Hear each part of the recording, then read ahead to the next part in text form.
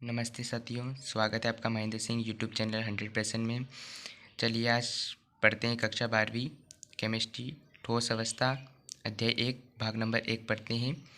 उससे पहले अगर आप चैनल में नए हो तो चैनल को सब्सक्राइब करें तथा बेल आइकन को प्रेस करें और वीडियो अच्छा लगे तो वीडियो को शेयर करें और एक लाइक करें। चलिए पढ़ते हैं कक्षा 12वीं ठोस अवस्था 1 भाग नंबर 1 द्रव्य किसे कहते हैं। दोस्तों ध्यान से पढ़िए। वे पदार्थ जिनमें कुछ भार हो जो स्थान घेरती हैं द्रव्य कहलाते हैं। दोस्तों एक बार फिर से ध्यान से पढ़िए, देखिए, सुनिए।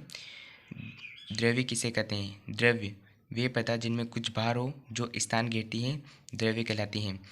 आप उदाहरण के लिए ले लीजिए बुक को। जैसे कि अगर आप बुक को उठाओगे तो जाहिर सी बात है कि आप उसमें भार का अनुभव करोगे, और किसी बुक को अगर आप किसी स्थान पर रखोगे तो जाहिर सी बात है कि वो जगह घेरती हैं। तो ठीक उसी प्रकार इसका उदाहरण हो जाएगा बुक। चलिए पढ़ते हैं आगे। ठोस की अवस्थाएं। ये देखिए दोस्तों, द्रव्य की अवस्थाएं। द्रव्य की मुख्य रूप से 3 अवस्थाएं होती हैं: ठोस अवस्थाएं, द्रव्य अवस्थाएं और गैस अवस्था।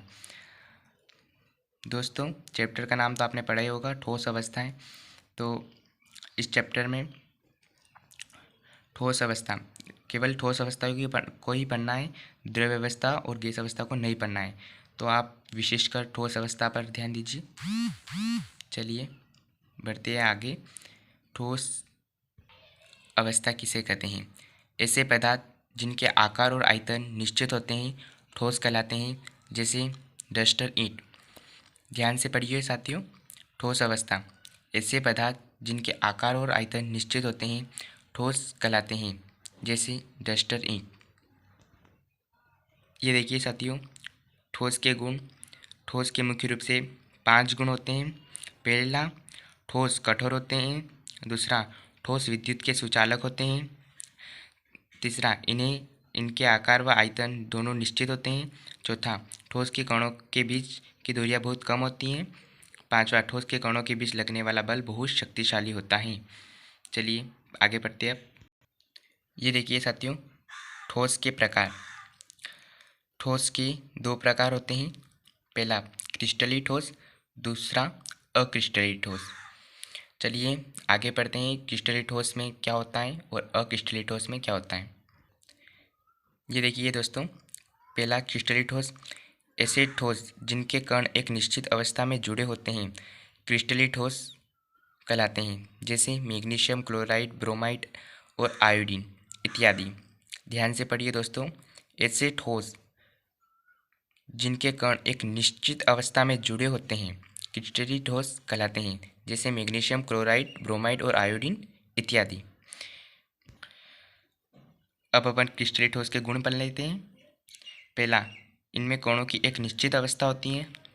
ध्यान से पढ़िए, इनमें कणों की एक निश्चित अवस्था होती है। दूसरा, इन्हें चाकू से काटने पर ये छोटे छोटे टुकड़ों में बदल जाते हैं, मतलब बढ़ जाते हैं। सॉरी, इन्हें चाकू पर काटने पर ये छोटे टुकड़ों में बढ़ जाते हैं। तीसरा, ये किसी निश्चित ताप पर पिघलते हैं। चौथा, इनके कणों की दीर्घपरासी व्यवस्था होती है। दीर्घपरासी व्यवस्था होती है, पढ़िए इसे ध्यान से। ये किस तीसरा है, तीसरा भी पढ़ लीजिए आप। यह किसी निश्चित ताप पर पिघलते हैं। और चौथा, इनके कणों की दीर्घपरासी व्यवस्था होती है। आगे बढ़ते हैं, अक्रिस्टलीय ठोस। देखिए दोस्तों, दूसरा है अक्रिस्टलीय ठोस। वे ठोस जिनके कण एक निश्चित व्यवस्था में जुड़े होते हैं, तो ऐसे ठोस अक्रिस्टलीय ठोस कहलाते हैं, जैसे लकड़ी, माइका इत्यादि। अक्रिस्टलीय ठोस के गुण। पहला, इनके कणों की व्यवस्था निश्चित नहीं होती है। दूसरा, इन्हें चाकू से काटा जा सकता है। तीसरा, इसे ताप देने पर ये नर्म हो जाते हैं। चौथा, इनमें लघु पराशी व्यवस्था होती हैं। चलिए मिलते हैं नेक्स्ट वीडियो में। तब तक के लिए धन्यवाद और जुड़े रहिए हमारे साथ महेंद्र सिंह यूट्यूब चैनल 100% में।